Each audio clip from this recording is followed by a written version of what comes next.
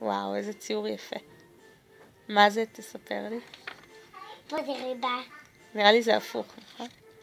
זה ריבה שיכולה לעמוד ככה, וזה הקופסה שאם זה מתרחלך אפשר לנגב את זה ולשים טישו עם ריבה.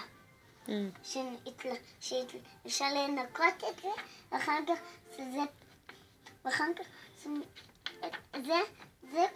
זה פר של קופסה של ריבות. יפה. מה עוד יש פה בציור?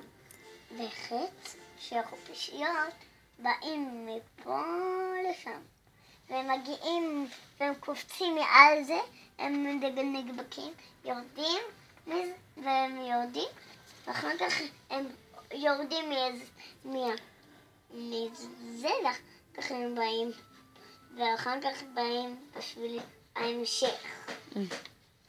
כן, ופה זה פרפר יפה, וזה סתם עם הידיים שלו, עם הכנפיים שלו,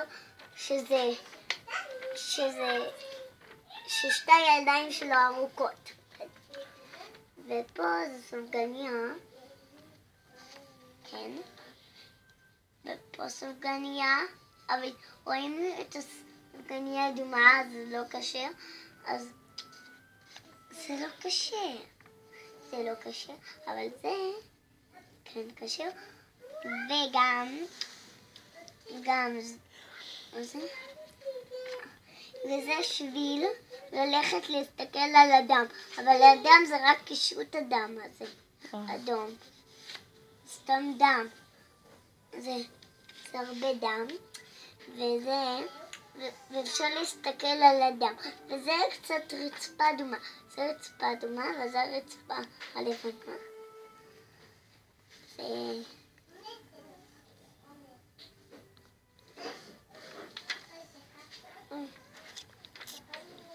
זה נגמר.